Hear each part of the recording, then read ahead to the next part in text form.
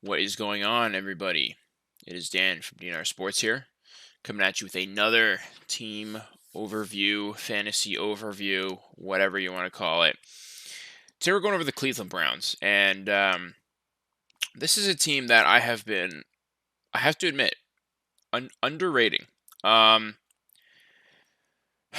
I didn't realize quite how complete this team is. Obviously, from a talent perspective, we've all known like the Odell, Baker, Chubb, Hunt, Jarvis, like Cooper. Like we all know they're disgusting, right? But the changes they made to their offensive line last year and the just sheer ability to be the best pass blocking offensive line and the second best run blocking O line, that's just game changing. It doesn't matter if you have like I don't know, like Jordan Love behind center. Like you're gonna be fine. You're gonna be fine. This reminds me a lot like the Ravens in a way. Like Lamar and Baker aren't necessarily the greatest like quarterbacks. But the team is just so well coached and so well formatted around their strengths, which both teams know that they need to run.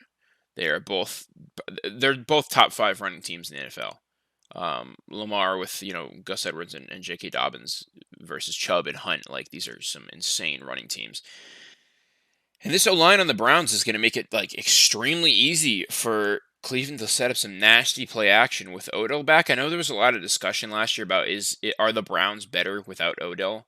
I obviously don't think so. Like Donovan Peoples-Jones and Rashad Higgins and Kadarius Hodge, like they're not insane. They're just bench warmers that are designed to pay maybe 15% a game, give Odell and Jarvis the little breaks they need. Obviously, Odell needs to be on. Fun fact, I actually saw Jalen Ramsey's rankings today of his top three receivers that were hardest to guard. He left my boy Devontae off. I think he's just a little jealous that Devontae smacked him up in the playoffs, but he had D-Hop at 1, Odell at 2, and Julio at 3. Obviously, those are some insane names, and obviously he's going to pick Hopkins for number 1 because they've played the most. He's barely played Devontae. And I guess he liked what he saw with Odell. And how can we blame him? We know Odell's talented. We just know that he hasn't quite meshed with the Browns. I'm not here to tell you that Odell's going to have a blow up year. As we know, last year was not great. He got injured. But even the year before, when we had a full 16 games of him at Cleveland, it wasn't great. It was only 1,000 yards and 4 TDs. Like, that's pretty poor.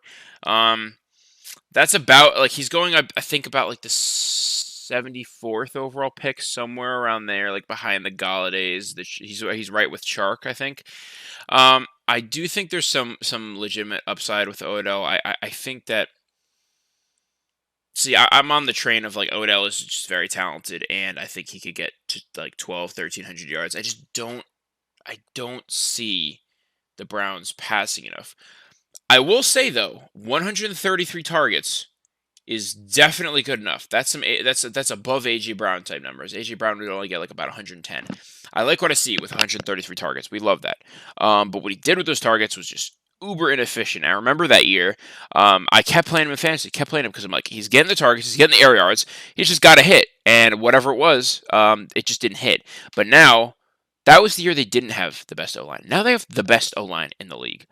Baker's gonna have all the time in the world. Odell's gonna be slapping kids left and right on the outsides. The more I'm looking at this team, the more I'm liking just how efficient they're going to be. They remind me a lot of the Ravens and kind of the Tennessee Titans of how just efficient they are going to be.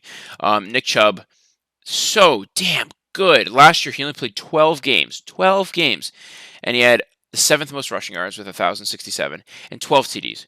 So if you pace that out for next year, should I show you guys my rankings? I guess I'll show you guys my rankings. So these are my RB rankings. I paced that out for 1,440 yards, 12 and a half TDs, 235 receiving yards, 28 receptions, and 1 receiving touchdown.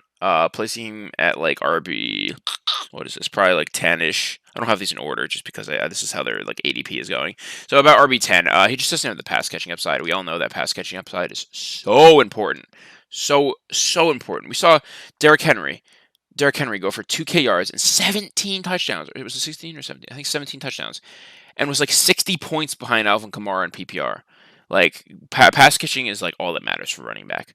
So you can't, as a pure runner, Nick Chubb versus any other running back.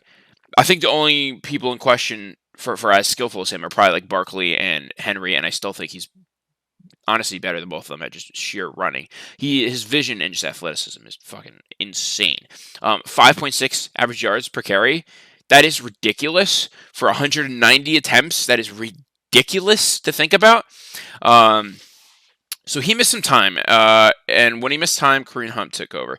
Kareem Hunt was good, not great when he filled in. He wasn't like an RB1 when he filled in. So that's the problem with drafting Kareem Hunt this year for like in hopes of him becoming that RB1, right?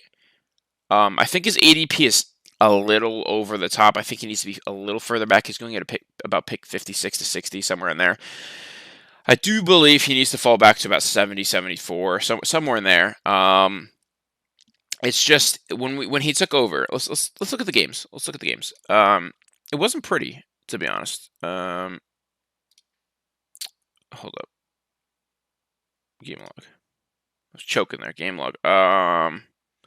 Yeah. So when he had attempts when Chubb was down, right? Nothing crazy. These yardages, he only broke 100 yards once, and I remember this game Chubb was in. He got 19 touches, but Chubb was there. So in all the games that Chubb wasn't playing in the beginning of the season, he couldn't break 100 yards. He had a 2 TD game, like yeah, viable, but a lot of zeros and only one. That's just not good enough. So you're not drafting him for that. If Chubb goes down, he's going to be a beast upside. It's just not how he meshes in Cleveland. He's the pass catcher. Chubb's going to stick to what he does in the run game, right? And it's just going to be the beautiful thing. How many passing yards? So 304 with 5 TDs last year. That's not bad at all. 304 is a little low, but 5 passing TDs is actually like really high for only 300 yards. I'm actually pretty impressed with that. But as you can tell, 841 yards with Chubb's like almost 1,100. They basically got like 2,100 rushing yards. Or sorry, that math was so bad. Holy shit, 1,900 rushing yards. No, yeah, 1,900. God, sorry. I am relatively smart. I don't know why I fucked up there, but yeah, 1,900 rushing yards combined. Very good. Now moving on to like, just move on to Baker. We'll move on to Baker. Baker was fine last year. 3,600 yards. That's like, in my eyes, average. Because like you got the Lamars at like 3,100, and you got the obviously last year was a bit excessive. Basically everybody last year broke 4K yards. It was kind of wild, as you saw. 18th. It's like I say average, but it's actually below average. TDs tied for 12th with 26. Not bad. Not bad. Interceptions 8. That's fine. QBR fine. I'm sorry to say this, like no one wants to hear this, but Baker's a game manager. Baker will come up once in a while, like the Bengals game, and like throw the 4 TDs and be like, yeah, I'm a beast. But half the time, you'll see him chasing after Chubb, going, yeah, let's go, because Chubb's fucking running the 50-yarder in. Like, I don't know if you've ever seen those clips of Baker. Baker's a beast. Like, he's hyping everyone up, and it's awesome, but like, it's not him actually doing a lot of the work. It's just the studs around him. I'm the biggest Baker fan, but I just know that he's not like a Justin Herbert. He's not going to just transform his team. They're not going to play through him. They want to play through the running backs. I'd be surprised. I'd be surprised if there isn't a game next year where the running backs combined don't get over 40 carries. So Chubb and Hunt. I'd be surprised if there wasn't like a 24-16 split there. Because like let's just say they're just running up on the Texans or something like that. Like I just there's going to be games where Baker's completely phased out. So for fantasy purposes, he's a no-go for me. But for real life, like just betting purposes, like the Browns are a great team. They're just a great team. This is probably my favorite draft pick in literally all of best ball. I get Austin Hooper at the ridiculous low price of like 185, sometimes 100. Sometimes I get him almost at pick 200. It's like ridiculous. My man only played 13 games last year, 46 receptions, 70 targets. So that's almost like a 90, 95 targets if he plays a full season. Probably about like 550 yards, like 6 TDs. Like that's at pick 200. Oh yeah. He averaged, I think it was like 9.9 points or something, or 9.1 points in the games he played. And people are drafting what's his name? Hawkinson at like 150 points higher, or places higher. They're at like pick 50, pick 60, around there. And Hawkinson got 11.1 points per game. Like it's a 2-point difference. Are we really wasting a draft pick on Hockenson where you just get like an Austin Hooper 150 picks later. Like, it doesn't really make sense. I love me some Austin Hooper, and we know Baker in the red zone loves his tight ends. That's just facts. Remember last year when Harrison Bryant had that double TD game, even David Njoku got some love when Hooper was down. Like, Hooper's going to go off this year in the TD department. Yards, not so much. But, I mean, Jarvis last year had just a meh year. He played in almost every game, 15 games, 72 receptions, 101 targets, nothing special, 840 yards, that's pretty shit, actually, and then 3 TDs, that's just not good. That's just terrible. Jarvis had a bad year, I'm not going to lie. And it's not even a product of injury because everything was fine. It's just like they just don't play through him, to be honest. It's just not how they work. I think it's the Odell show for the receivers. I don't think Jarvis is really that relevant. I have him in 0 best ball drafts. But yeah, so moving on, we got this disgusting defense. Obviously, Myles Garrett is just the leader here. He's going to smack people with his helmets. He's going to just destroy everybody. Malik Jackson, Jadeveon Clowney. Why can't I speak? Like, what an addition this is going to be. Like, oh my god, this is going to be nice. This is going to be nice. Yeah, in where we at? Sacks. Yeah, he. Wow. Okay. What? Huh? Okay, my man fell off. Holy crap. Hopefully he can get his career back on track, but wow, he has 0 sacks in the last 2 years in 16 games total. I honestly didn't know that. Okay, that's bad, but I still think he's talented. I think he's in a good enough defensive scheme where they're going to be fine. That's shocking. You guys are learning with me. Malik Jackson, Jeremiah Owusu Kromoa, yeah, so he's the rookie pick, the linebacker that's supposed to be like disgusting, like all over the field, like, just extremely agile. I'm excited to see how he does. We got Denzel Ward, who was a draft pick like he was like 2-3 years ago, and I remember he had a decent enough rookie season, and his sophomore season, he just went off the face of the earth, nothing to be heard of. And then came back next year, and I think I saw on PFF's top 10 corners, he was 8th. So very good. Obviously had a nice little comeback. And when we got Rodney Harrison Jr., John Johnson is having a really, really nice career. Like, he's coming on strong, one of the best young safeties in the game. And then finishing off with Troy Hill, he's fine. He's not an elite safety. He's fine. But pair him with Denzel Ward, it's gonna be a good defense with the pressure that Clowney, Garrett, and Malik Jackson are gonna get. I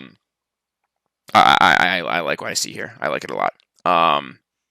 I think I gave them like 11-ish wins in my. I had the Steelers getting the most wins in that division in my breakdown of the tiers, and I think after like really reviewing this, I love the Steelers, but I think I have to give Browns like at least 12 to 13 wins. I think they're right there with the Steelers, and the Ravens. I really I cannot pick a favorite. I just can't. They're all so even and strong in different areas to me. Like, Steelers still have that disgusting regular season defense where they're going to be blitzing the crap out of QBs and getting a bunch of nice wins because of that. I mean, but then the Ravens and the Browns are like that type of just machine team that wants to go around and pound all over you. The problem with those two teams, though, is that they have like no upside when they get behind. Like, they're not coming back from a deficit. That's the problem with the Browns and the Ravens.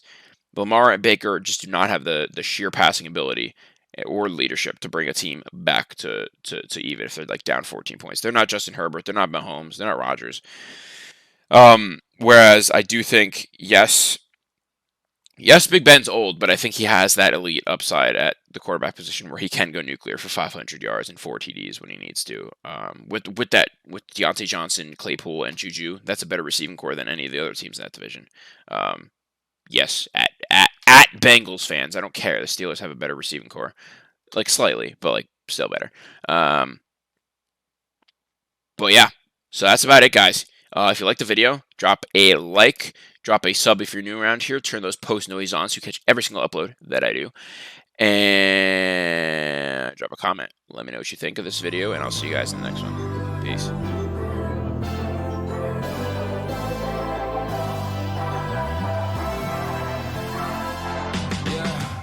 I can never never ever find the right words. And there's no way this is real life. There's no telling you're the right girl, so I can only say that it feels right.